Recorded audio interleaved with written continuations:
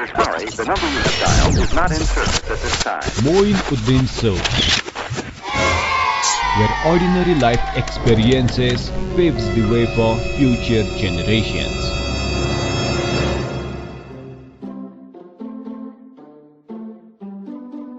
तपाई अहिले सुन्दै हुनुहुन्छ मोइन उद्दिन शो। मेरो नाम हो मोइन। आज हामी माझ एक्टर्स स्टुडियोको फाउन्डर अनुप बराल आउनु भएको छ। 3 दशक जति भइसक्यो उहाँ यो क्षेत्रसँग आबद्ध हुनु भएको। यो क्षेत्र भन्नाले नाटक क्षेत्रसँग आबद्ध हुनु भएको। कलिलै उमेरमा नै नाटक गर्न रुचि राख्ने अनुप बराल पछिल्लो क्रममा नाटक पाठकहरूको लागि आदर्शको पात्र रहि आउनु भएको छ। आज उहाँसँग पहिला नाटकको रीतिरिवाज कस्तो थियो, उहाँको समयमा कस्तो रह्यो र अहिले कस्तो छ र भावी दिनमा कतातर्फ नाटक जानुपर्छ भन्ने कुरा आज हामीले गर्नेछौँ। अनुप दाई, भनिदिनुहोस् न, पहिला कस्तो थियो त नाटक गर्ने चलन? कसले स्टार्ट गरेका थिए, कसले सुरु गरेका थिए ती बेला, यसो भनिदिनुहोस् न। पहिला यथार्थवादी नाटक त्यति धेरै उहाँले लेख्नु भएको छ। उहाँले चाहिँ ब्ल्याङ्क भर्स स्टाइलको जस्तो प्रेम पिण्डहरू भयो, अन्धवेग भयो, होइन, असारको झरी, यस्ता यस्ता नाटकहरू छन् जुन चाहिँ सेक्सपियरको चाहिँ जुन स्टाइल छ नि, the way of writing, blank भर्समा लेख्ने अनि काव्यात्मक, होइन, हजुर, र अलिकति टाइम र उसहरूको चाहिँ कालहरू एकदम ठुलो भएको के, एकदम कालखण्ड ठुलो भएको। जस्तो सेक्सपियरको पनि ह्यामलेटहरू हेऱ्यौँ भने चाहिँ ट्रेजेडी जसरी उहाँले लेख्नु भएको थियो, कमेडी लेख्नु भएको थियो, त्यस्तै गरेर उहाँले पनि त्यसरी नै लेख्नु भएको छ नाटक।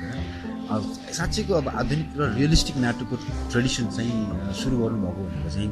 रिमाल, गोपाल प्रसाद रिमाल। उहाँ चाहिँ लाई यसको श्रेय जानुपर्छ जस्तो लाग्छ मलाई चाहिँ, किनभने उहाँले इप्सेनी शैलीमा, इप्सेनको स्टाइलमा चाहिँ उहाँले चाहिँ मसान भन्ने नाटक लेख्नु भएको थियो, होइन। त्यो नाटक चाहिँ यथार्थवादी नाटकको पहिलो नाटक र अब यथार्थ जीवनमा एउटा मिडल क्लास फ्यामिलीहरूलाई क्यारेक्टर बनाएर चाहिँ गरिएको चाहिँ चरित्र चित्रण गरेको प्ले थियो चाहिँ। त्यसपछि त्यो ट्रेडिसनमै आउनेहरू चाहिँ गोविन्द मल्ल गोठाले प्ले राइटर भयो, अनि भिमनिधि तिवारी हुनुहुन्थ्यो, रमेश विकल। यो समयको भनौँ जहाँ जुन लिनु भएको छ नि, यहाँ यो नामहरू जोड्दाखेरि चाहिँ राम्रो न्याय हुन्छ उहाँहरूको स्टाइल। त्यो पोइट्स कस्तो के थियो त्यतिखेरको थियो? होइन, बालकृष्णसम्मको चाहिँ हुन्थ्यो, होइन, तर यो यथार्थवादी भनेको त यो चाहिँ के हुन्छ नि, हामीले जसरी जनजीवनमा हाम्रो कुराकानी गर्छौँ, बोल्छौँ, जसरी बिहेभ गर्छौँ, ठ्याक्कै त्यो चरित्र चित्रण गर्ने हो भने नाटकमा। त्यो भएर मोर कस्तो भन्दाखेरि चाहिँ क्लास, यो लोवर क्लासहरू या मिडल क्लासको स्टोरीहरू आउनु थाल्यो। त्यसपछि त्योभन्दा अगाडि त कस्तो नि, राजा महाराजाको दरबारभित्रकोहरू हुन्छ नि त, धेरै जस्तो कथाहरू चाहिँ जुन चाहिँ सेक्सपियरले लेख्थ्यो, ठ्याक्कै त्यो ट्रेडिसनल लिएर चाहिँ लेखेको चाहिँ उहाँको त्यस्तो हुन्थ्यो। यो चाहिँ एकदमै हामी जनजीवनमा जसरी कुराकानी गर्छौँ, बोल्छौँ, त्यस्तो यथार्थवादी शैली चाहिँ त्यहाँबाट आयो। अनि अर्को चाहिँ अब उहाँ पछिको चाहिँ अब यहाँ with the street theatre movement started by असिस्मल in 1981, होइन, introduce new form of theatre culture in Nepali play house हो। न्यू कल्चर भनेर चाहिँ स्ट्रिट थिएटरलाई उहाँले भित्राउनु, उहाँले चाहिँ स्ट्रिट थिएटर हो त्यो न्यू कल्चर भनेको, त्यो चाहिँ। अनि म तपाईँलाई त्यो सानो इतिहास के भनिदिन्छु भन्दाखेरि, जस्तो पञ्चायत रिजम हुँदाखेरि मान्छेहरूलाई गाली गर्नको लागि ठाउँ थिएन कि, होइन। अब गभर्मेन्टले चाहिँ सेन्सरसिप पनि लागू गरेको थियो त्यतिखेर चाहिँ। नाटक गर्दाखेरि पहिला जिल्ला शिक्षा अधिकारी कहाँ लगेर देखाउनुपर्छ, अनि उहाँहरूबाट चाहिँ अनुमति प्राप्त भएपछि मात्रै पञ्चायतको बारेमा केही विरोध गरेको छैन कि छैन बल्ल गर्न पाइन्थ्यो, होइन। अनि त्यो बेलामा चाहिँ अब पञ्चायती व्यवस्था विरुद्धको लागि चाहिँ आवाज मुखरित गर्नको लागि, अब त्यसको लागि चाहिँ रिभिल गर्ने हिसाबले चाहिँ गर्दाखेरि मान्छेहरूले चाहिँ अब स्टेजमा देखाउन नसक्ने भएपछि नि सडकमै गएर नाटक गर्न थालेको थियो। त्यो चाहिँ त्यसको चाहिँ अगुवाई चाहिँ हाम्रो अशिषताले गर्नु। त्यो चाहिँ खासमा आएको, अनि त्यो कस्तो गोरिल्ला थिएटर जस्तो हुन्थ्यो क्या, सर्ट टाइममा एकदम फटाफट गयो, अनि कति 25-30 मिनटमा चाहिँ पर्फर्म गऱ्यो, भागिहाल्यो। किनभने पुलिसहरू लाठीसाथ थाहा पायो भने नि आउँछ नि त। अनि मेकअप पनि धेरै गर्न पर्ने, क्यारेक्टर पनि धेरै बनाउनु पर्ने, होइन,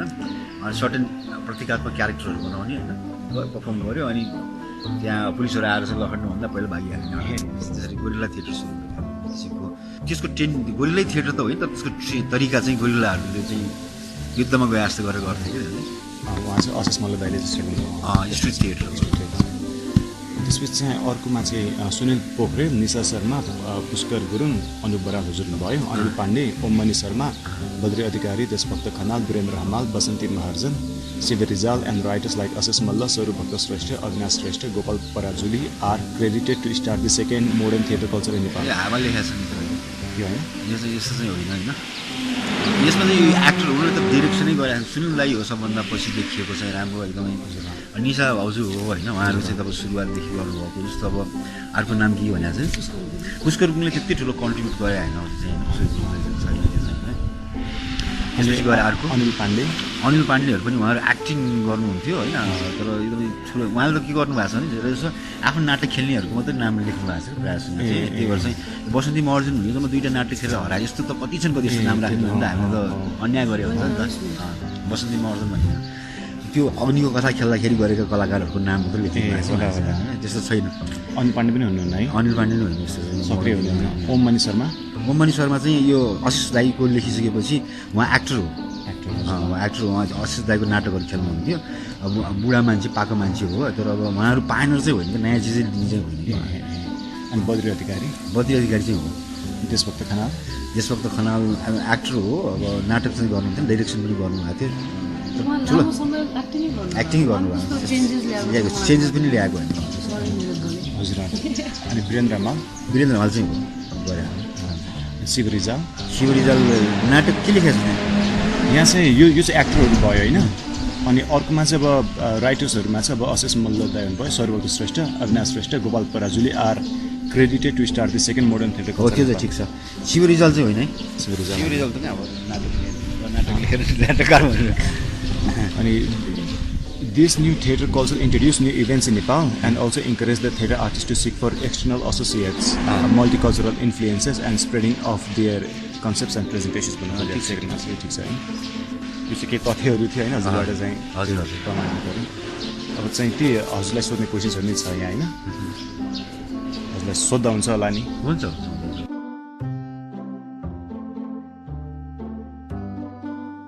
अनि कस्तो थियो how was the theatre culture before you enter into theatre Danphe Kala Mandir भन्ने पोखरामा ठाउँ थियो होइन त्यहाँ नाटक हुन्थ्यो कलेजको आफ्नो हुन्छ नि वार्षिक उत्सवमा गरिने काम बाहेक त्यो ठुलो कामहरू चाहिँ धेरै हुन्छ नि एउटा किसिमको स्ट्रङली इन्फ्लुएन्सियल हुने कामहरू चाहिँ मैले देखेको थिइनँ त्यो बेला चाहिँ र नाटक गर्ने हामी जुन बेला नाटक गर्थ्यौँ त्यो बेलामा चाहिँ नाटक गर्ने मान्छेहरू चाहिँ भनेको बेरोजगारहरू काम नपाएको अनि जाँचमा फेल भएर या चाहिँ पढ्नु नसकेर चाहिँ नाटक गर्ने मान्छेहरू पनि भन्छ क्या त्यस्तो थियो हामीले चाहिँ सुरु गर्ने बेलामा हामीले नै होला सायद पोखरामा चाहिँ पहिलोपटक होइन हामी चाहिँ पढि पनि रहेको थियौँ र नाटक पनि गरिरहेको थियौँ अनि हामीले त्यो बेलामा चाहिँ केटी कलाकारहरू पाउने एकदमै गाह्रो थियो जस्तो सर्वभक्तहरूको पनि समयमा त्यस्तै रहेछ हामीलाई अगाडि मारि गर्नु उषा शेरचन भन्ने हुनुहुन्थ्यो एकजना मात्रै हुनुहुन्थ्यो तर त्योभन्दा अगाडि चाहिँ प्रायः जसो केटाहरूले नि अभिनय केटीको भूमिका गर्ने त्यसरी पनि गर्ने चलन थियो सर्वभक्तको समयमा केही चेन्जेसहरू चाहिँ आएको उहाँले नाटक गर्दा गर्दै पनि होइन अनि उहाँको नाटकहरू चाहिँ प्रायः जसो अलिक एक्सपेरिमेन्टल टाइपको हुन्थ्यो प्रयोगत्मक टाइपको हुन्थ्यो अनि अलि शून्यवादी दर्शनलाई उहाँले चाहिँ अलिकति इम्फासिस दिनुभएको थियो कस्तो शून्यवादी दर्शन शून्य जिरोइजम भन्छ त्यो चाहिँ एक हिसाबले चाहिँ होइन उहाँको आफ्नै अवधारणा छ त्यसको लागि चाहिँ त्यो अवधारणा चाहिँ अब पढ्नै पर्छ त्यो चाहिँ घरमा चाहिँ यो एक किसिमको निहिलिस्ट काइन्ड अफ थिएटर के शून्यवादी भनेको त्यो निहिलिस्ट हुन्छ त्यसलाई चाहिँ नाटक हेरिराख्दाखेरि चाहिँ यस्तो यस्तो कुरा अन्तरिक्षमा जाने मान्छेहरू चाहिँ यहाँ चाहिँ एकदम ठुल्ठुलो कुरा के यो विश्वकै चाहिँ जस्तो हिटलरहरू भयो हिटलरको विरोधमा आउने पात्रहरू त्यस्तोहरू खडा गर्ने होइन मान्छेको लाइफ चाहिँ एकदम निस्सारताबोध भएको जिन्दगीमा के गर्नु नसक्ने मान्छे भएर चाहिँ एक्जिस्टेन्सियलिजमको पनि कुरा हुन्थ्यो त्यस्तो नाटकहरू हुन्थ्यो प्रायः जस्तो त्यहाँदेखि प्रतीकात्मक हुन्थ्यो ओडिसामा नाटकहरू यथार्थवादी नाटक लेख्ने गाउँघरको नाटकहरू भनेर लेख्नु भएको थियो चाहिँ तर मोस्ट अफ द प्लेयर्सहरू त्यस्तो हुन्थ्यो भने अर्को नाटक त हुन्थ्यो मैले हेरेको नाटकहरू चाहिँ फिल्मी इन्फ्लुएन्सेस ज्यादा हुन्थ्यो क्या हिरो हिरोइन हुने फुलबारीमा गएर नाच्ने गीत गाउने त्यस्तो हुन्थ्यो अनि कहिले कहिले काठमाडौँबाट चाहिँ नाटकहरू ल्याउँदाखेरि दुई अर्थी संवाद भएको नाटकहरू हुन्थ्यो डबल मिनिङ आउने कमेडी होइन लाटीको कोही यस्तो यस्तो नाम पनि के एकदम त्यस्तो अलिकति छ्याएर बोल्ने हुन्छ नि त्यस्तो नाटकहरू त्यतिखेरको फेमस आर्टिस्टहरू चाहिँ को हुनुहुन्थ्यो तपाईँले स्टार्ट गर्नु अगाडिको मैले आफूले पोखरामा चाहिँ थाहा पाएको चाहिँ त सर्वभक्तै भइहाल्नु भयो अनि अर्जुन जङसाई पछि हिरो पनि भएर खेल्नु अलिक फिल्ममा अर्जुन जङसाई उषा शेरचन प्रकट पगेनी शिव रमेश अधिकारी पोखराको है त्योभन्दा नि पुरानो चाहिँ अब हुन्थ्यो नामै धेरै कुराको नामै बिर्सेँ बालनहरूमा नाच्ने त्यो पनि नाटक एउटा फर्म थियो नि त होइन अब ठ्याक्क त्यसको इतिहासलाई चाहिँ अब पुऱ्याउँदाखेरि कति नाम लिन थाल्यो भने त्यो फेरि धेरै हुन्छ होइन अलमोस्ट यिनीहरू चाहिँ बढी चाहिँ सक्रिय देखिन्थे राघवलाल वैद्य पनि हुनुहुन्थ्यो उहाँ निर्देशन गर्नुहुन्छ चाहिँ उहाँको नाम के भन्नु राघवलाल वैद्य उहाँ चाहिँ अहिले वकिल हुनुहुन्छ न्यायाधीश हुनुहुन्छ त्यो बेलामा चाहिँ उहाँ निर्देशन गर्नुहुन्थ्यो निर्देशन त्यतिखेरको फेमस प्लेजहरू चाहिँ के थियो मैले त अब थाहा पाएको अनि देउराली रुन्छ पोखरामा एकदमै धेरै चलेको होइन मैले चाहिँ हेर्न पाइनँ त्यो होइन तर मैले सुनेको है अनि देउराली रुन्छ अत्यन्त फेमस थियो त्यसपछि गएर सरू भक्त दाईले नै लेख्नुभएको शराब परेको घर युद्ध उही ग्यास च्याम्बरभित्र काठमाडौँबाट सुनेको चाहिँ विज्ञापन थियो म हरिवंश राईहरूको मालती मङ्गलले सुनिल दाईहरूले गर्नुभएको नाटक चाहिँ अलिकति क्षेत्रबाट सुनेको नाटक नाम चाहिँ के थियो भन्दाखेरि चाहिँ बिना चिहानको मृत्यु मैले अब चर्चामा अरू त धेरै थियो अब त्यतिखेर गोदावरी अल्मोनियम एसोसिएसनले नाटक फेस्टिभल आयोजना गर्थ्यो होइन अनि काठमाडौँमा युवा त्यो के पनि थियो भने अर्को चाहिँ खेलकुदले पनि के नाटक फेस्टिभल गर्थ्यो एकाडेमीमा नाटक हुन्थ्यो अनि धेरै नाटकहरू चाहिँ हुन्थ्यो त्यतिखेर चाहिँ मैले जहाँसम्म थाहा छ हामी पनि त्यो नाटक फेस्टिभलकै एउटा प्रडक्ट पनि हुँ हिसाबले त्यो नाटक देखाउन फेस्टिभलमा आएर काम गर्दै जान थालेपछि हाम्रो नामहरू पत्र पत्रिकामा आउनु थाल्यो अनि त्यसपछि घरको मान्छेहरूले पनि हामीलाई एक हिसाबले चाहिँ पहिला चाहिँ अब बेकारमा यो वायत काम गरेर जस्तो लाग्थ्यो पत्रिकामा नआउँदा चाहिँ राम्रो काम गर्न थालेछ भन्ने मान्छेले चाहिँ सोच्न थालेको पनि थियो यो चाहिँ फेमस प्लेस भयो होइन त्यतिखेरको समयको यसैमै लाग्छु भन्ने चाहिँ कति बेला आयो त्यही हजुर 7 वर्ष हुँदा होइन त्यो बेला त मलाई के लाग्छ भन्दाखेरि चाहिँ कुनै पनि मान्छे जस्तो फिल्डमा लाग्छ नि आर्टको फिल्डमा लाग्छ त्यसलाई एउटा चिजले मात्रै प्रभावित गर्छ जस्तो लाग्दैन कि ठ्याक्कै यहाँनिर यहीमा टर्निङ पोइन्ट हुन्छ भन्ने पनि हुँदैन धेरै कुराहरूले एकसाथ एउटा मान्छेलाई सेपअप गर्नलाई भूमिका खेल्छ कि जस्तो मैले अहिले पनि सोच्दाखेरि के लाग्छ भने म सानैदेखि अस्थिर स्वभावको मान्छे थिएँ अनस्टेबल कि मेरो स्कुलिङ भनेको चाहिँ कुनै एउटै स्कुलमा चाहिँ पुरा भएन क्या मलाई बोरा बोकेर चाहिँ जानुपर्ने स्कुलहरू जहाँ कुनै सुविधा थिएन बस्नको लागि पनि ठाउँ थिएन त्यो बोरा बोकेर जानु पर्थ्यो देखि लिएर मिसनरी स्कुलसम्म पनि पढेँ जहाँ चाहिँ तपाईँ खाजा खान पाउनुहुन्थ्यो तपाईँको राम्रो ड्रेसहरू थियो होइन अनि पढाउँदाखेरि पनि उनीहरूको चाहिँ त्यो मोन्टेसरीमा पढाउँछ त्यस्तो किसिमको मेथड हुन्छ नि अब त्यस्तो गरेर पढाइन्थ्यो त्यो हुनुको पछाडि के थियो भन्दाखेरि मलाई त्यो फर्मालिटी हुन्छ नि स्कुलहरूको चाहिँ चक डस्टर लिएर पढाउने शिक्षकहरू बस्नु दिँदैन त्यस्तो मनै लाग्छ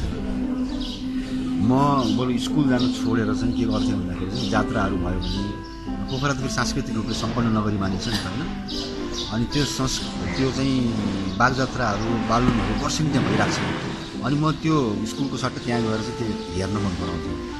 अनि हेर्दाखेरि मलाई त्यो पात्रहरूले लगाएको कस्ट्युम्सको जुन चाहिँ कलरफुलनेस होइन अनि त्यसपछि गएर मुकुन्डो हुन्छ नि मास्क लगाएको त्यसले त्यो हेर्दाखेरि एक किसिमको आकर्षण थियो कि त्यो चाहिँ मलाई तानिराख्थ्यो त्यो चिजहरूले चाहिँ दिमागमा पनि त्यही चलिराख्ने हुन्थ्यो म त्यही सोच्थेँ यसकै बारेमा त्यो कलरको अनि कस्ट्युम त्यो नाच्दाखेरि घुम्दाखेरि लामो घेरा बनाउँछ नि त्यो आँखामा आइराख्ने जाने त्यो थियो त्यहाँ त्यो हेर्दाखेरि मलाई एलिसको कथाहरू पढ्दाखेरि जस्तो चाहिँ नि अन्डरलाइनमा मलाई कस्तो हुन्छ नि ठ्याक्कै म त्यो एलिस चाहिँ अन्डरलाइनमा छिरे जस्तो लाग्थ्यो अर्को चाहिँ के थियो भने मेरो घरको अगाडि सिनेमा हल थियो होइन त्यो सिनेमा हल कल्पना सिनेमा हल पोखराको अत्यन्तै पुरानो सिनेमा हल थियो अनि त्यो सिनेमा हलमा चाहिँ जहिले पनि फिल्म चेन्ज हुँदाखेरि चाहिँ एउटा ठुलो ढङ्गबाट चाहिँ गीत बस्थ्यो दिलीप कुमार साहबको फिल्म हुँदा त्यो चाहिँ कुनै चाहिँ त्यो गाना बस्ने होइन अनि त्यो गाना बजेपछि मलाई फिल्म चेन्ज भयो भने थाहा पाउँथ्यो अनि म स्कुल जानु सट्टा झोला बोक्थेँ जान्थेँ अनि हाम्रो घरमा त्यो पिच पनि बनिसकेको थियो डर थियो डर भनेको सानो गोरेटो जस्तो हुन्छ बाटो त्यस्तो थियो अनि स्कुल जान्छु भनेर हेऱ्यो अनि यसो हेऱ्यो रुखहरू हेऱ्यो चिना लगाउँ है अनि झोलालाई त्यो रुख मुनि झुन्ड्यायो अनि ढुङ्गाले पुग्यो छोड्यो ताकि भोलि फर्केर आउँदाखेरि चाहिँ लिएर जान सकियोस् न राख्यो अनि फिल्म हलमा 3टै सो हेर्थेँ म मेटिनी सो के सुरुदेखि के त्यो मर्निङ सोजदेखि लिएर नाइट सो 3टै सो हेर्ने अनि बेलुका फर्किने एउटै फिल्म हेर्नु कि डिफ्रेन्ट फिल्म लागेको एउटै फिल्म हेर्थेँ होइन त्यस्तो भयो थियो अनि मलाई चाहिँ मम्मीहरूले चाहिँ कहाँ पायो खोज्नु भेटाउनु भयो भने त्यहाँ सिनेमा हलमा आएर समाजले भेट्थ्यो एउटा त्यो एउटा इन्फ्लुएन्स भयो होइन अनि अर्को चाहिँ मलाई रमाइलो इन्सिडेन्ट सुनाउँछु मेरो घरमा बुवाले जापानबाट चाहिँ लिएर आएको सानो घडी अत्यन्तै लोभलाग्दो घडी थियो त्यो घडी मलाई चलाउन मन लाग्यो होइन अनि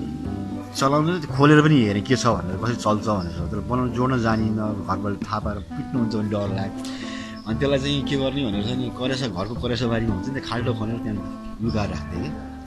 अनि छोपिदिएँ त्यो चाहिँ त्यही गरेर अनि वर्षौँसम्म मैले त्यो कुरा बुवासँग लुगाएर राखेँ बुवाले जहिले पनि खोजिराख्नु त्यो पनि मनपर्ने घडी थियो बुवाको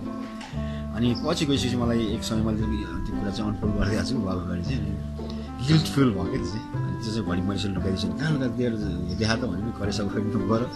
खनी वरि देखाउँदा त पुरा त्यो जङ्क लागेको हुन्छ नि जम्मै भाट पुछै केही पनि छैन अब त्यो किसिमको जिज्ञासु स्वभाव पनि होला होइन अनि मामाको घरमा मेरो मामाको घर वालिङमा हो फर्स्ट टाइम मैले चाहिँ जस्तो राजाहरू त अब हामी किताबमा मात्रै पढ्थ्यौँ नि त किताबमा या कमिक्सहरूमा पढ्थ्यौँ देख्थ्यौँ त्यो ठाउँमा जाँदाखेरि 2200, 2300, 2400 राजाहरूको चाहिँ थियो कि क्लानहरूले चाहिँ राज्य गरेको होइन सेनहरूको त्यो खाँडहरूको थियो नि अनि मेरो हजुरबा मावली हजुरबा चाहिँ डिस्टा साहबको काम गर्नुहुन्थ्यो त्यो मुन्सीहरू हुन्छ नि यस्तो स्पष्ट भएर लेख्ने मान्छेहरू पनि हो यस्तो खाले त्यो काम गर्ने बिना रोकटोक त्यहाँ जान आउनु पाउँछ दरबारभित्र साँच्चैको दरबार है कि हाम्रो कलकत्तामा हुने जुन बगैँचाहरू अनि पन्डहरू हुन्छ नि मजा मजाको पोखरीहरू नुहाउनु त्यहाँ जाने त्यस्तो एकदम दामी ठाउँ फर्स्ट टाइम लक्स साबुनको बास्ना मैले जिन्दगीमा सुनेँ रानीले नुहाउँदाखेरि रानी भन्दा पनि क्विनले होइन पहिलोचोटि लक्स साबुनको बास्ना आउँदा अहिलेको जस्तो अहिले त जम्मै डुप्लिकेट आउँछ त्यस्तो त्यस्तो बास्ना त अहिले पनि मिस भइसक्यो हाम्रो छैन होइन पहिलोचोटि बास्ना आएको त्यो अहिले पनि मेमोरीमा छ यस्तो मेस्मराइजिङ हुन्छ नि अनि लुगा पनि उसको त्यो हुन्छ नि स्कर्ट रिच पनि फ्रक हुन्छ नि त्यहाँ बारी डल्ले लगाउने जस्तो अनि त्यो कुइन जाँदाखेरि खरुरले किसिमको बास्ना खरुर मेरो अगाडि जान्थेँ म पछि लारुसम्म मैले बाँधेर जान्थेँ अनि मलाई फुच्चे पोखराबाट गएको अनि मलाई एकदम माया नै गर्नुहुन्थ्यो कुइनले चाहिँ अनि आफूले फेरि ड्रेसमा देखेको हात छुन पायो भने आनन्द लाग्थ्यो नि त चाहिँ पछि लाएर जान्थ्यो अनि उहाँको एउटा चाहिँ रुममा चाहिँ बैठक कोठा थियो बैठक कोठामा ग्रामोफोन थियो त्यहाँ उहाँहरू चाहिँ लखनऊबाट चाहिँ म्युजिकहरू ल्याएर होइन अनि बेलामा डान्सरहरू पनि ल्याएर नचाउनुहुन्थ्यो त्यहाँ चाहिँ म हेर्न जान्थेँ त्यहाँ चाहिँ डान्सरहरू त नाचेको देख्थेँ तर त्यो ग्रामोफोनभित्र बजेने के हो त्यहाँ कस्तो मान्छेहरू त्यसलाई हेर्न मन लाग्थ्यो म सोध्थेँ को मान्छेले गाउँछ अनि कस्तो छ त्यो मान्छे भनेर सोध्थेँ क्या कुइनलाई कुइनले नै हाँसेर उत्तर दिन्थ्यो मान्छे छ अलिक ठुलो भएपछि देख्छ अहिले चाहिँ देख्दैन सानो म जिज्ञासा हुन्थ्यो चाहिँ होइन अनि सबै चिजहरू अनि पछि गएर बुवाको पेन्टिङहरू भयो त्यसमा आएको कलरहरू अनि उहाँले चित्रहरू बनाउँदाखेरि चाहिँ सामाजिक भाव हुनेको चित्रहरू बढी बनाउनुहुन्थ्यो कि जस्तो एउटा केटी खोलामा लुगा सुकाइरहेछ क्या अनि अब खोलामा त्यतिखेर चाहिँ त्यो हुन्थेन त्यो सुकाउँदाखेरि ढुङ्गामाथि सुकाउने अडा सुकाउनुहुन्थ्यो तर बुवाको के थियो भने अलिक सरियल किसिमको बनाउनुहुन्थ्यो अनि त्यसमा चाहिँ त्यो अहिलेको जस्तो हुन्छ नि मोडर्न त्यो क्लिपहरू हुन्छ नि क्लिप लगाइदिएको क्या ढुङ्गा यसो लामो गरेर खोलामा जब त्यो त्यतिखेर थिएन त्यो बुवाको जोड्नु भयो होला क्या त्यो चिजहरू सहरमा आउनु देख्नुभयो त्यो चिजलाई फेरि गाउँमा खोलाको एकदम ठुलो इन्फिनिट ल्यान्ड छ होइन अनि मुढाहरू छ अनि एउटा केटीले लुगा सुकाइरहेको छ अनि त्यो सङ्कोच जसमा चाहिँ अब लुगाहरू हुन्छ नि अब भित्री लुगाहरू पनि सुकाएको हुन्छ नि सङ्कोचमा यस्तो लाज मानेको त्यो बाहिर देखाउन नहुने सोसाइटीको त्यो क्यारेक्टरहरू अनि स्याखु बर्सातको दिनमा स्याखु ओढेर चाहिँ अँधेरो बाटोबाट कतै आइरहेको क्या पानी पछि अँधेरो हुन्छ नि दिनमा अनि स्याखु ओढेर बुढा मान्छे अगाडि यसो आइरहेको हुन्छ नि मुभमेन्ट गरेर किसिमको अनि पोखराको छेउछेउमा गुरुङहरूको चाहिँ बस्ती छ अनि गुरुङहरू मर्दाखेरि चाहिँ गाडीहरू पनि चलन थियो जलाउने पनि चलन थियो अनि गाडीमा पूजा गर्थ्यो घर जस्तो बनाएर आएको त्यस्तो घरहरू अनि त्यो एकदम अजिब त्यो संसारमै लिएर जान्थ्यो त्यो पेन्टिङहरू हेर्दाखेरि चाहिँ अनि चोक तम्सुक भन्ने पेन्टिङहरू बनाउनु भयो उहाँ चाहिँ बढी चाहिँ इम्प्रेसनिस्टहरू र अनि एकदम सरियलिस्ट खालको काम गर्नुहुन्थ्यो मान्छे अनि त्यो कामहरू हेर्दाखेरि पनि मलाई त्यो चिज कहाँ मैले पनि गर्न सक्छु मलाई व्यक्त गर्ने बाटो खोज्थेँ अनि सबै चिजहरू मिलेर सायद नाटकप्रति मेरो रुचि गयो होला अनि त्यो रुचि बढ्नको लागि ठ्याक्कै भनेको नै उहाँको रिहर्सल देखेपछि मलाई के थियो भन्दाखेरि सानैदेखि नै एन्टी हिरोहरू चाहिँ एकदम इन्फ्लुएन्स गरे त्यो भनेको कस्तो भन्दाखेरि एकदम गरिबहरूलाई चाहिँ सहयोग गर्नुपर्छ भन्ने भावना भएको होइन अनि मान्छेहरूले खान पाएकोहरूलाई केही दिनुपर्छ दान दिनुपर्छ भन्ने किसिमको अनि फिल्म हेर्दा पनि त्यतिखेर चाहिँ अमिताभ बच्चनहरू चाहिँ यस्तो सोलेमा चाहिँ एन्टी हिरो गुन्डाहरू तर तिनीहरूले कति राम्रो काम गर्छन् नि आफ्नो लाइफमा चाहिँ गुन्डाहरू अनि त्यस्तै त्रिशुल भयो अनि त्यसपछि गएर जन्जिर भन्ने कुरा एकदमै त्यसले इन्फ्लुएन्स बनाएको धनी मान्छेलाई लुट्ने अनि गरिबलाई बाँड्ने किसिमको एन्टी हिरोको त्यो समय थियो र मैले त्यसले इन्सपायर गरेको अनि म त्यो बन्न चाहन्थेँ क्या अनि बाटो त थिएन पेन्टिङ गरेर त्यो बन्ने सम्भावना थिएन यहाँनिर अनि आफै देखिनु पऱ्यो नि त्यसको लागि अनि नाटक रिहर्सल गर्दाखेरि मलाई उनीहरूले गरेको देख्दाखेरि पात्र मलाई यसरी गर्दा सक्दो रहेछ भन्ने लाग्यो क्या त्यसरी अनि म चाहिँ त्यो बाटो चाहिँ अब म सायद त्यो चिज गर्न पाएँ भने मैले मभित्रको जुन छ र सपनाहरू मैले बुनेको चाहिँ त्यहाँबाट व्यक्त गर्न सक्छु होला या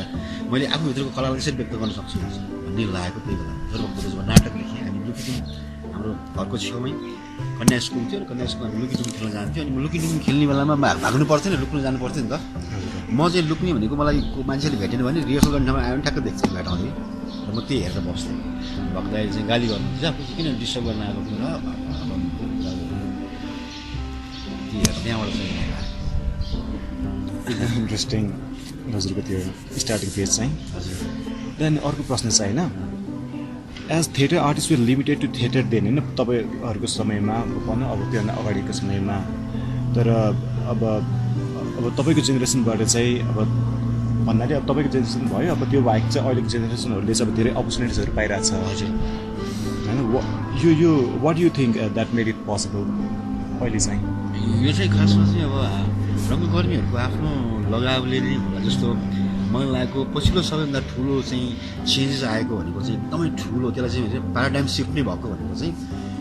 इन्डिभिजुअल लेभलमा रङ्ग संस्थाहरूले आफ्नो थिएटर कम्पनीहरू मात्र होइन थिएटर बिल्डिङ नै खडा गरे क्या the drastic change that we face भनौँ अहिले चाहिँ त्यो हुनुको पछाडि के भन्दाखेरि जस्तो गुरुकुलको इस्टाब्लिसमेन्टले पनि एक हिसाबले काठमाडौँमा दर्शकहरूलाई बढाउने काम गरे लगभग 10 वर्ष एउटा स्पेसमा यति धेरै सरगर्मीहरू भयो होइन नाटकको बारेमा चाहिँ त्यो एउटा थियो त्यस्तै गरेर रङ्ग संस्थाहरू पनि अब सिरियस पढेकाहरू चाहिँ काम गर्नुपर्छ भन्ने क्षेत्रमा आउनु थाल्यो जस्तो हामीले नै एक्टर स्टुडियो खोल्यौँ 2006मा इस्टाब्लिस गरेको पछिल्लो समयमा 10 वर्षै भयो भनौँ त्यो पछिल्लो 10 चेन्जेस होला जसको चाहिँ सिधा असर चाहिँ क्वालिटी हुन्छ त्यो नाटकको क्वालिटी भने मतलब चेतनशील नाट्य चेतनाले भरिएको मान्छेहरू र ट्रेनिङ गर्ने र त्यसको विविधता खोज्ने कारणले गर्दाखेरि चाहिँ नाटकहरूको चाहिँ क्वालिटी पनि एकदमै राम्रो भएर आयो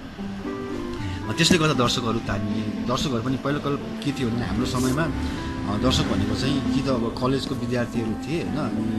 कि अलिकति मिडल क्लास फ्यामिलीहरू त्यो हिसाबको थोरै लिमिटेड थियो नि अनि अहिले चाहिँ त त्यो अहिले अब स्कुलदेखि नै अब त्यो बन्दै गएको छ क्या त्यो भनेको चाहिँ ठुलो सुखको कुराहरू हाम्रो लागि रङ्गकर्मीहरूको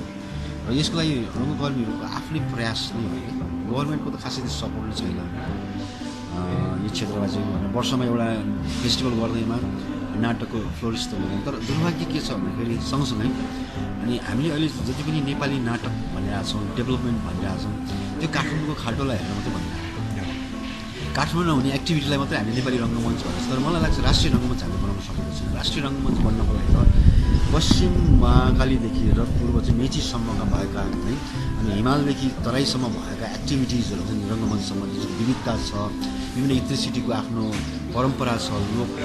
मौखिक परम्परा छ लोक नाटकहरू छन् त्यो एक्टिभिटी चाहिँ भइरहेछ कि त्यो चिजहरू होइन त्यो चाहिँ साँच्चै दुःखलाग्दो कुरा हो त्यो चाहिँ त्यस्तो डेभलप चाहिँ हुनुपर्छ त्यो चाहिँ त्यो पहिला चाहिँ अब थिएटर एक्टरहरू चाहिँ थिएटरमा मात्र सीमित हुने थिए भनेपछि अहिले त अब फिल्महरूमा पनि आउने मौका पाइरहेको छ त्यो कस्तो चेन्ज भयो होला जस्तो लाग्छ पहिला फिल्महरू बन्थ्यो तर के होला जस्तो लाग्छ खै यो त अब इन्डिपेन्डेन्टली अब प्रत्येक कलाकारको आफ्नो सोचको कारणले पनि हो हरेक मान्छे डिफरेन्ट कोही अब रङ्गमञ्चमै बस्न चाहनेहरू पनि छन् होइन गर्दैन फिल्म भनेर होइन कोही चाहिँ फिल्म पनि रङ्गमञ्चकै एउटा चाहिँ जस्तो मिडियम भने एज एन एक्टर तिमीले चाहिँ काम गर्न चाह्यो भने चाहिँ त त्यो एउटा अर्को एभिन्यू अर्को ढोका हो त्यही त होइन त्यहाँ गएर तपाईँले धेरै मान्छेको बिचमा एक्सेस बनाउन सक्छु होइन त्यो जाने त्यो अब आर्थिक कारणले पनि हुने जस्तो लाग्छ मलाई चाहिँ जस्तै अब थिएटरमा चाहिँ अहिले पनि थिएटरले इन्डस्ट्रीको रूप धारण गर्न सकेको छ जस्तो फिल्म एउटा उद्योगको रूपमा विकसित भएको छ नि थिएटर अहिले पनि भाग हुन सकेको छैन जहाँ चाहिँ तिमीले रेगुलर सिजन एक्टर्सहरू पैदा गर्ने ठाउँ उत्पादन गर्ने ठाउँ बन्न सकेको छैन जहाँ चाहिँ सिजन एक्टर हुन्छन् र तपाईँले पे गरेर दिनु उहाँलाई चाहिँ राख्नुहुन्छ होइन मन्थली स्यालेरी दिएर राख्नुहुन्छ अनि बल्ल त्यसले इन्डस्ट्रीको रूप धारण गर्छ अहिलेसम्म पनि हाम्रो चाहिँ उत्सर्गको रङ्गकर्म छ हामी दिइरहेछौँ केही लिइरहेछौँ मतलब आर्थिक रूपमा चाहिँ सपोर्ट हुने कुराहरू छैन कि त्यो चिजहरू जसले गर्दाखेरि फिल्ममा गयो भने भर्ती केही छैन फिल्ममा पनि एकदम ठुलो त हुने होइन तर एउटा चाहिँ नाम थिएटर सेल्फ एकदमै लो प्रोफाइल भएको आर्ट चाहिँ थोरै लिमिटेड हुन्छ यसमा हामी जस्तो फिल्ममा तपाईँले 10वटा प्रिन्ट बनाउनुहुन्छ 10वटा हलमा लगाउनुहुन्छ 10,000 मान्छेले एकैचोटि हेर्छन् र त्यसबाट कलेक्ट हुने मनीको चाहिँ पनि धेरै हुन्छ नि ठुलो एमाउन्टमा हुन्छ नि थिएटरमा त तपाईँ त्यो लिमिटेड अब ठाउँमा गर्नुपर्छ त्यही आर्टिस्ट हो त्यही ठाउँ 10 ठाउँमा गरेर गर्न सक्दैन महिनौ चलायो भने पनि 2-3 महिनाभन्दा बढी चाहिँ थकै लाग्छ नि त एउटा मान्छेलाई इनर्जी हुँदैन के हुन्छ त्योभन्दा गर्न सकिँदैन होइन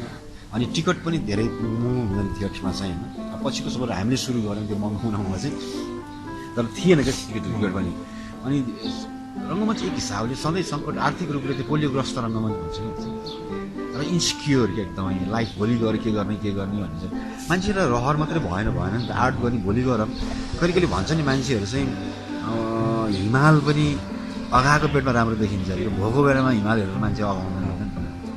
सो क्रिएटिभ काम गर्नको लागि पनि तिम्रो उ गर्नको लागि पनि त बाँच्ने के हो दाल भात र दुःखको समस्यालाई तिमीले पुरा गर्नु त्यो अहिले पनि हुन सकेको छैन वास्तवमा हामी जस्तो मान्छेलाई हेरेर हुँदैन कि हामी जस्तै अरू छ हामीले त गर्छौँ हामीले चाहिँ के भने धेरै लामो गऱ्यौँ नि त हामी 30 वर्ष अलमोस्ट रङ्गमञ्चमा बिताइसक्यौँ त्यो हेरेर अब नयाँ आउने पुस्ताहरू चाहिँ बाटो त खुलिएको छ चाहिँ गाह्रो पनि छ क्या रङ्गमञ्चले चाहिँ अझै पनि इन्डस्ट्रीको रूप धारण गर्न सकेको छ त्यो चाहिँ तर चाहिँ के छ भने राम्रो कुरा के छ भन्दाखेरि यसले चाहिँ अडियन्सहरू चाहिँ बढाइरहेको छ अहिले पछिको 10 वर्षको दौरान या म पछि आउँदाखेरि पछिल्लो 10 वर्षको कुरा गरेपछि फेरि म जब एनएसटीबाट फर्केर आएँ नि ठुलो सपना लिएर फर्किएँ नेपालमा आउँदाखेरि चाहिँ एउटा स्पेस हो त्यो स्पेसमा चाहिँ ठुला साना सबै किसिम खाले मान्छेहरू बसेर आफ्नो विचारहरू चाहिँ आदान प्रदान गर्न सक्नु पहिले छेउमा बसेर एउटा चाहिँ सानो पिच्छेले गिटार बजाउँदै बसेर गीत गाइराखोस् होइन उता छेउमा कति मान्छेहरूले चाहिँ एउटा मान्छेले आएर सुन्नु त्यो मान्छेको चाहिँ के छ भन्ने कुराहरू चाहिँ अनि हायरार्की नभएको स्पेस होइन अनि आर्टको धेरै कुराहरू चाहिँ समागम बस्ने ठाउँमा डान्स भयो नृत्य भयो सङ्गीतहरूको कामहरू भइराख्ने होइन नाटक पनि हुने राम्रो पुस्तकालय लाइब्रेरी जहाँ चाहिँ मान्छेले पढ्न चाह्यो भने कलाको कुराहरू पढ्न पाउँ डिभिडी सप्सहरू यस्तो थियो कि मसँग यहाँ आएर गर्छु भने तर चाहिँ अब आर्थिक स्रोत थिएन मसँग अनि त्यतिखेर जतिखेर म आएको थिएँ एनएसबाट यहाँ आउँदाखेरि चाहिँ सबैले थिएटर मऱ्यो भन्छ थिएटर इज डेड नाउ भन्दै क्या किन यहाँ आएको तिमी एनएसटीमा पढेर आएको मान्छे होइन एनएसटीको त्यत्रो साथीहरू सबै एनएसटी त्यहाँ स्ट्रगल गरेर आएको छन् भन्थेँ नि म यहाँ के देख्थेँ भन्दाखेरि हुन पनि हो मभन्दा सिनियरहरू जस्तो अब आशिष दाईहरू सुनिल दाईहरू पनि बाँच्नको लागि त्यो थिएन नि आइएनजिओको काम गरेर बस्नु पर्थ्यो अवेरनेस गर्ने नाटकहरू गरेर बाँच्नु त पऱ्यो नि थिएटर गरेर त पैसा आउँथेन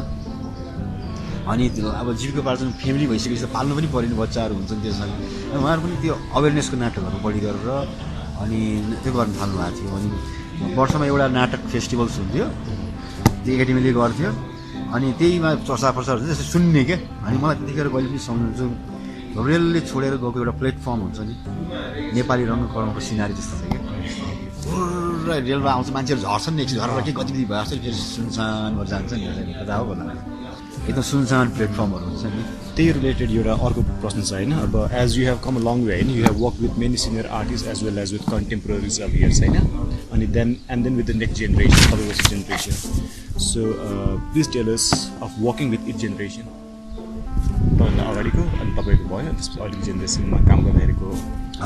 जस्तो म त अब सेपअप भएको नि अब गोलेटो बनेको नि मैले अब आफ्नो लगरजले काम नगर्दै गएँ सायद मलाई थाहा नै हुँदैन म एनएसडी पढ्न गएको नि खास कारण के भन्दाखेरि चाहिँ नेपालमा जुन किसिमको नाटक हाम्रो समयमा भइरहेको थियो दे आर लाइक के भने अडियन्ससँग कनेक्सन बनाउन सकिरहेको थियो नि त नाटकहरूले चाहिँ होइन नाटक भनेको नि एउटा यस्तो हो जसले चाहिँ सबैभन्दा पहिला चाहिँ इमिडिएट कनेक्सन चाहिँ अडियन्ससँग बनाउँछ क्या र हामी अडियन्सबाट भागिरहेको थियौँ भन्नाले कुन अर्थमा भन्दा कि त हामी सिनेमा जस्तो नाटक बनाइरहेको थियौँ कि त हामी यति एक्सपेरिमेन्टल काम गरिरहेको थियौँ प्रतीकात्मक कामहरू गरिरहेको थियौँ जुन जसको चाहिँ आम अडियन्सको समयसँग पनि सरोकारै थियो रङ्गमञ्चबाट मान्छेहरू हराइरहेको थिए अनि या त द्विअर्थी संवादहरू कमर्सियल चलाउनुको नाममा चाहिँ एकदम सस्तो अनि डबल मिनिङ भएका नाटकहरू गरेर दर्शकको विचारलाई दर्शकको कल्पनालाई चाहिँ भ्रष्ट बनाइरहेको थियो अनि हामी के सोच्थ्यौँ भन्दाखेरि जो हामी सिरियस रङ्गकर्म गर्न खोज्थ्यौँ हामीलाई चाहिँ रङ्गमञ्च भनेको सांस्कृतिक रूपान्तरण गर्ने एउटा चाहिँ महत्त्वपूर्ण ठाउँ हो यसको यति सामर्थ्य हुन्छ कि ठुलो तानासाहरू पनि चाहिँ ढल्छन् कि यस्तो नाटक हेरेर जस्तो धेरै इतिहासहरू छन् यस्तो कुराहरू चाहिँ ब्रेस्टले चाहिँ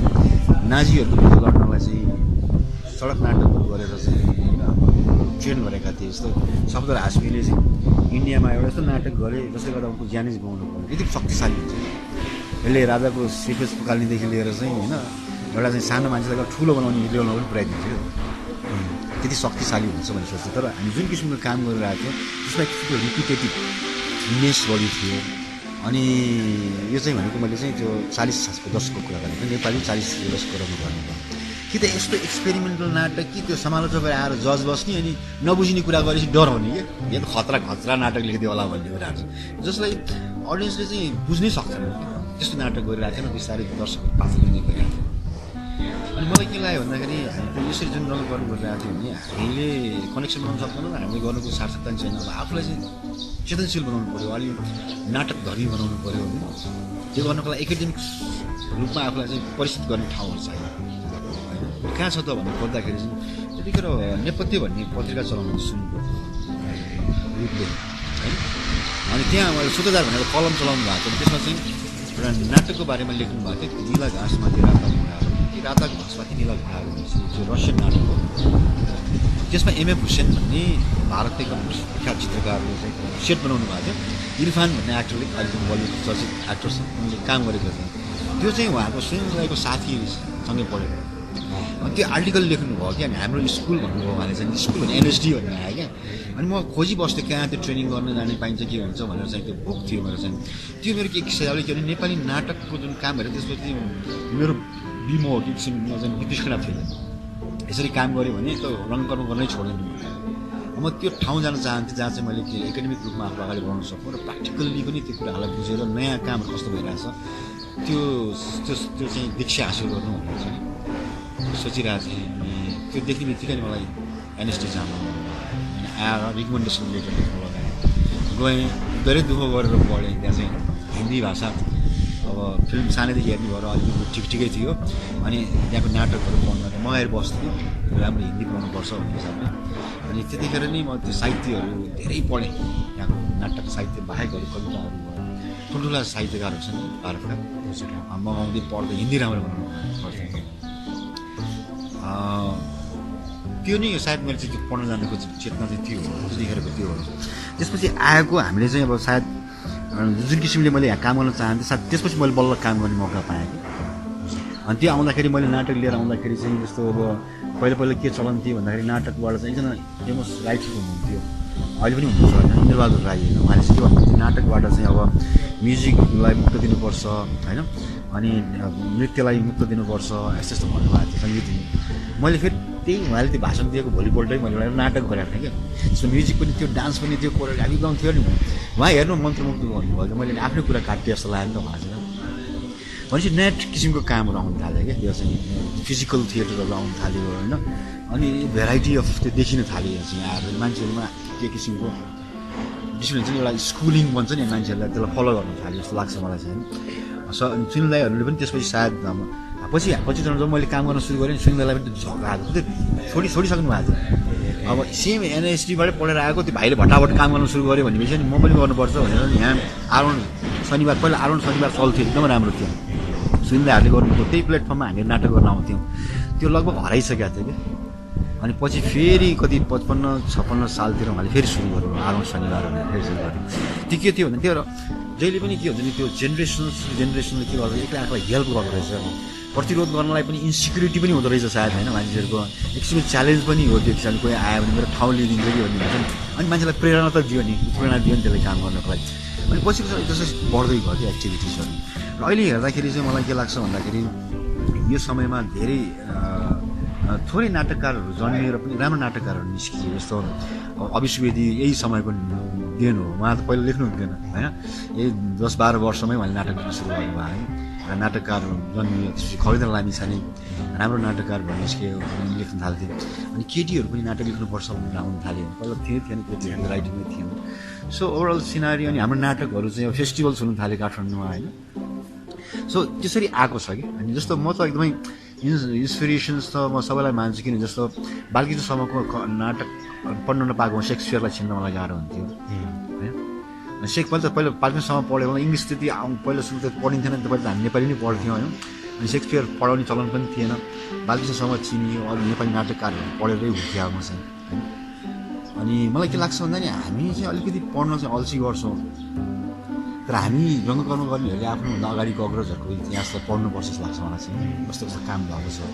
अनि हामी समकालीन पनि गर्नुपर्छ र अगाडि पुस्ता पनि को लागि पनि गर्नुपर्छ र अहिले आउँदाखेरि चाहिँ हाम्रो रङ्गकर्मले यस्तो मेरो समयमा त प्रकाश घिमिरे भन्ने एकदम पोखरामा काम गर्दा एकदमै राम्रो एक्टर भएर हाम्रो चलचित्रमा नि आउनु भएको छ त्यस्तो एक्टरहरू जन्माइयो भने सँगै निस्किएर चाहिँ उनीहरूले इन्सपिरेसन लिने भइरहेको छ क्या त्यति गर्छ अनि नेक्स्ट जेनेरेसनसँग चाहिँ काम गर्दाखेरि चाहिँ कस्तो अनुभव भयो तपाईँको अब तपाईँपछिको म त जहिले पनि म त एकदम फेसिनेसन पनि हुन्छु नयाँ जेनेरेसन लर्न पनि गर्छु र मलाई नयाँ जेनेरेसनबाट जहिले पनि आशा हुन्छ आशा जगाउँछु नयाँ जेनेरेसनहरू चाहिँ हो सबैले गर्न नसक्लान् तर चाहिँ त्यो आशावादी चाहिँ छु क्या जस्तो मैले मेरो नयाँ जेनेरेसनसँग काम गर्ने भनेको चाहिँ त मैले आफैले उत्पादन गरेको स्टुडेन्टहरूसँग उनीहरूको काम हेर्दाखेरि चाहिँ चाहिँ एक किसिमको जुन कुरा मैले भेटाएको थिइनँ नि आफ्नो समयमा सायद उनीहरूले सौभाग्यशाली चाहिँ जस्तो हामी जस्तो मान्छेहरू भेटाएर उनीहरू चाहिँ सिक्नु पाएको छन् यही चिज सिक्नको लागि हामी भौतारिनु पर्थ्यो कोही थिएन हामीलाई गाइड गर्ने मान्छेहरू चाहिँ होइन अब नयाँ पुस्ताले त्यो चिज पाएको छ नि त अनि पाएको छ र अलिक एक्सपोजरहरू धेरै छ उनीहरूलाई चाहिँ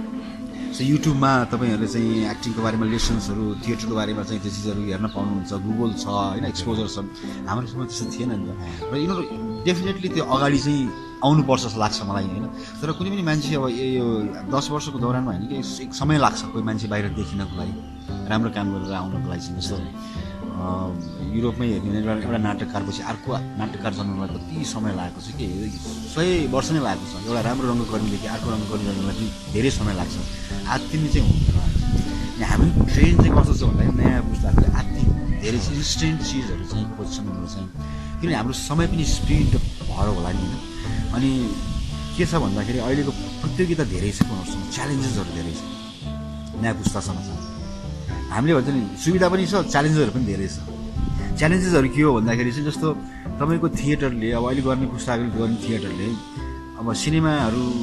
होइन हलिउडमा बनेका फिल्मका जुन गिमिक्सहरू भएको फिल्महरूदेखि लिएर टेलिभिजनको कुराहरूदेखि लिएर त्यसमा प्रतिस्पर्धा गर्नुपर्ने छ होइन त्यो गर्नको लागि त चेतना चाहिन्छ नाटकको चेतना अनि त्यसपछि गएर नाटक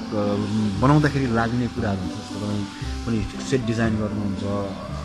होइन कस्ट्युम डिजाइन गर्नुहुन्छ प्रप्सहरू निर्माण गर्नुहुन्छ त्यस्तो किसिमको दक्ष म्यान पावर चाहियो नि त्यसको लागि चाहिँ राम्रो काम गर्नको लागि त्यो गर्नलाई फेरि प्यासन चाहिन्छ त्यो प्यासन चाहिँ छैन अहिले मान्छेहरू हपार पर्छ अनि दे आर नट क्लियर कि म के गर्ने हो कहाँ जाने हो भने धेरै मान्छे त्यस्तो छ मलाई त्यस्तो लाग्छ पर्सनली तर कामको अर्थमा चाहिँ के छन् जसले एकदम राम्रो काम गरिरहेका छन् जस्तो हराउनु पर्नेको कुरा हेर्दाखेरि दियालाई एकदम राम्रो अभिनेत्री लाग्छ मलाई चाहिँ काम गर्ने सौगात एकदमै राम्रो थिएटरमा काम गर्छ जुन चाहिँ फ्लेक्सिबल राखेको यो दयाहरू अन्य पुस्तामा काम गर्नेहरूको चाहिँ जस्तो राजन कतिवटा भयो युवराज घिमिरे हो यिनीहरू चाहिँ पछिल्लो समय आफूलाई पनि ट्रेनले गर्दै लिएर आएका छन् राम्रो काम पनि गरिरहेको छन् उनीहरूले चाहिँ सरिता गिरी होइन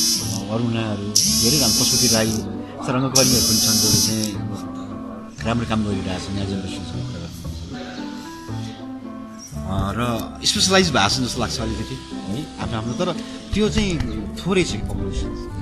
दाइ अनि अब चाहिँ यो वेयर डु यु थिङ्क होइन is the present theatre culture moving into हाम्रो मुभिङ इन्टु भनेपछि त कहाँ गइरहेको छ जस्तो लाग्छ राइट दिशा नै गइरहेको जस्तो लाग्छ मलाई चाहिँ होइन र अब एक समय थियो नेपाली थिएटरको बारेमा हाम्रो अलिक खोज कस्तो भएको छ नि वाट इज नेपाली थिएटर हाम्रो आइडेन्टिटी के हो भनेर चाहिँ नेपाली फर्म कसरी खोज्ने हाम्रो काममा भन्ने चाहिँ सुरु भएको छ कि बल्ल मान्छेहरूलाई त्यो नत्र त हामीलाई के चिज सिकाउनु पऱ्यो गर्नु पऱ्यो भने बाहिर विदेशी आउँछ त्यसले गर्छ अनि बल्ल हामी सिक्छ जस्तो हनी हन्टर त उहिले जमानादेखि यहीँ थियो नि त त्यसलाई चाहिँ अब एरिक भ्यालीमै आउनु पऱ्यो हाम्रो चिनाइदिनुमा यहाँ छ भनेर चाहिँ अनि हामीले आफ्नो जमिनहरूलाई माटोलाई आफ्नो चाहिँ संस्कृतिको चाहिँ बासनालाई चाहिँ महसुस गर्न सुरु गर्नु थालेको होइन थिएन अनि न्यारेटिभ कथा पनि कसरी भन्नुपर्छ भन्ने चाहिँ कथा खोज्नु थालेको छ पहिला चाहिँ कथा अब भेटाउने हुन्छ नि त त्यो न्यारेटिभ जस्तो शक्तिशाली न्यारेटिभ जसले चाहिँ यो नेपाली थिएटरहरू हुन्छ र अहिले देश विदेशमा पनि हामीलाई बोलाउँछन् मान्छेहरूले नाटक फेस्टिभल्सहरूमा हामी पार्टिसिपेट हुन्छौँ त्यहाँ जाँदाखेरि पनि नेपाली थिएटर यति धेरै अगाडि छ कति राम्रो काम गर्न थालिसकेको छ यिनीहरूले भन्छ र अहिलेको जुन छ यो नाचघरहरूको के अरे नाटकघरको जुन निर्माण छ नि त्यो अघि नै मैले भने ठुलो प्याराडाइम सिफ्ट हो र यसले चाहिँ आउने जेनेरेसन्सहरूलाई चाहिँ नाटकप्रतिको चासो होइन रुचि सबै चिज अगाडि बढाउँछ। अब अन्तिम प्रश्न होइन, अब यो the craze of theatre is high this days होइन, अब पहिला बिचमा ठप्प भएको थियो अहिले एकदमै छ। अब मान्छेहरूले थिएटर फिल्म चाहिँ कम हेर्न जान्छ हलमा र नाटक चाहिँ प्रायः आइ नै रहेको हुन्छ होइन। यो चाहिँ केले गर्दाखेरि चाहिँ यो सम्भव भयो जस्तो लाग्छ हजुरलाई? त्यो थिएटरको काममा चाहिँ बढी इमान्दारिता देखेर पनि होला मान्छेलाई चाहिँ एउटा चाहिँ अनेस्टी होइन। अनि अर्को चाहिँ थिएटरमा एउटा खास डिसिप्लिन पनि छ कि त्यो डिसिप्लिनको संस्कार डेभलप पनि भएपछि गएर त्यो भनेको चाहिँ के अरे अभिनेताहरूले अभिनय गर्दाखेरि पनि त्यसको चाहिँ क्वालिटी एकदमै राम्रो होइन। यथार्थवादी नाटक गरोस्, एक्सपेरिमेन्टल गरोस्, बडीलाई कसरी प्रेजेन्ट गर्नुपर्छ, कसरी इन्ट्रेस्टिङ बनाउन सकिन्छ, अनि त्यसलाई कसरी ट्रुथफुल्ली त्यसलाई बाँच्न सकिन्छ, देखाउन सकिन्छ भन्ने कुराहरू प्र्याक्टिस अभिनेताहरूले गरे। निर्देशकहरूले पनि फ्रेस चिजहरू ल्याउनु थाले क्या, बासी चिज होइन। फिल्ममा त बासी चिजहरू त दिइरहेछन् धेरै जस्तो मान्छेहरूले चाहिँ। जतिखेर फिल्मले नयाँ ताजा फ्रेस चिज रहेछ फिल्म पनि मान्छेले हेर्न हेरे होइन, हेरिरहेछन् नि अहिले। तर त्यही हो, बासी चिजबाट चाहिँ मुक्त भइरहेछ चाहिँ। त्यो पुरानो चिज हेरिरहेको यो त कहीँ देखिसकेको यार यो छ, नयाँ नयाँ चिज आउनु थाल्यो, त्यसले चाहिँ आकर्षित गरेको मान्छेहरूलाई। र कुनै पनि आर्टमा ताजापन भएन, फ्रेसनेस आएन होइन। र तपाईँले हेर्दाखेरि उही किसिमले प्रोटोटाइप हुन्छ नि यो किसिमको या स्टेरियो टाइप कुराहरू भयो भने मान्छेले हेर्दैनन्, त्यो चिजलाई बहिष्कार गरिदिन्छ, डिस्कार्ड गरिदिन्छ। थिएटरमा चाहिँ सायद त्यो विविधता अझै पनि छ, त्यही कारण मान्छेहरू चाहिँ हेर्न आउँछ। अब चाहिँ यो थिएटर चाहिँ कहाँ जानुपर्छ जस्तो लाग्छ हजुरलाई? थिएटर मलाई लागेको अघि मैले भने अघि भन्नुभयो मैले भनेको थिएँ मैले थिएटर अहिले पनि हाम्रो नेपालमा के छ भन्दाखेरि काठमाडौँको यो सानो वृत्तलाई मात्रै हामीले चाहिँ नेपाली थिएटर भनेर भन्छौँ। नेपाली थिएटर चाहिँ एकदम फ्लोरिस हुन र त्यसमा चाहिँ नयाँ कामहरू अझै आउन बाँकी छ। र त्यो हुनको लागि चाहिँ हामीले विभिन्न इथनिसिटीभित्र रहेको मौलिक परम्पराहरूलाई हाम्रो रङ्गमञ्चको भाषा बनाउनु जरुरी छ। र काठमाडौँ मात्र होइन, काठमाडौँदेखि बाहिरको सहरहरूमा पनि थिएटरहरू त्यत्तिकै एकदम सरगर्मीको साथ सुरु जरुरी छ, जुन चाहिँ साँच्चै भइरहेको छ।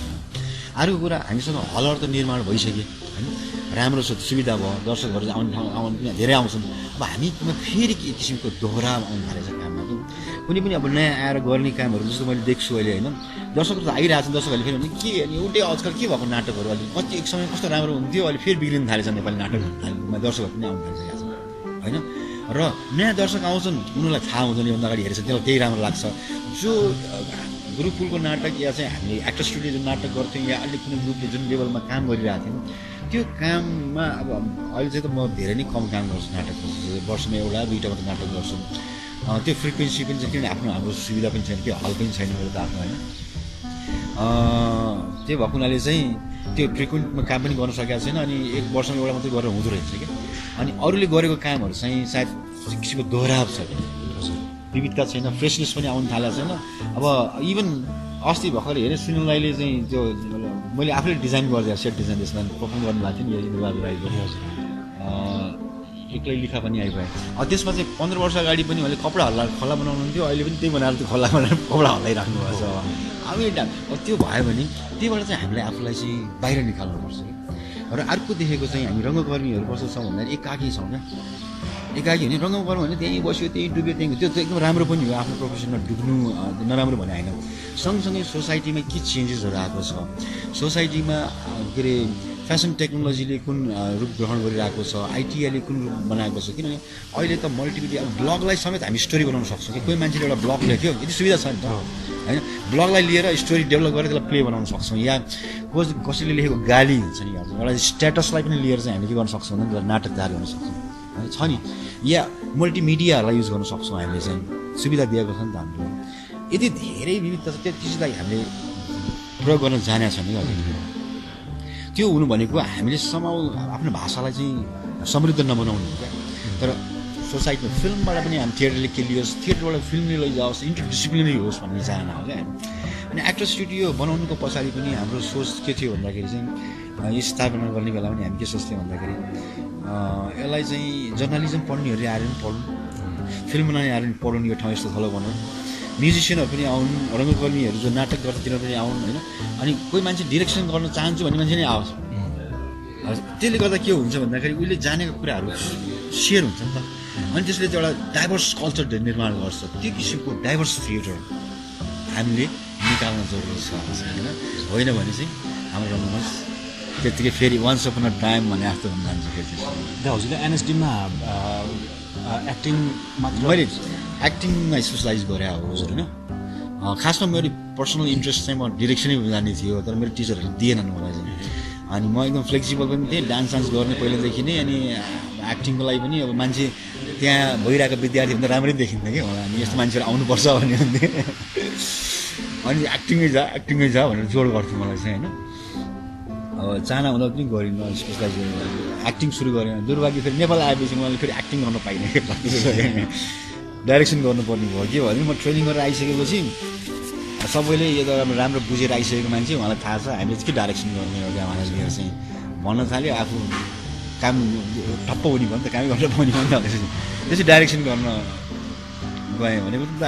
एक्टर टर्न इन्टु डाइरेक्टर भयो एक्सिडेन्टली भन्नु कि अब चाहिँ बाइक कम होइन यही यति नै हो मेरो प्रश्नहरू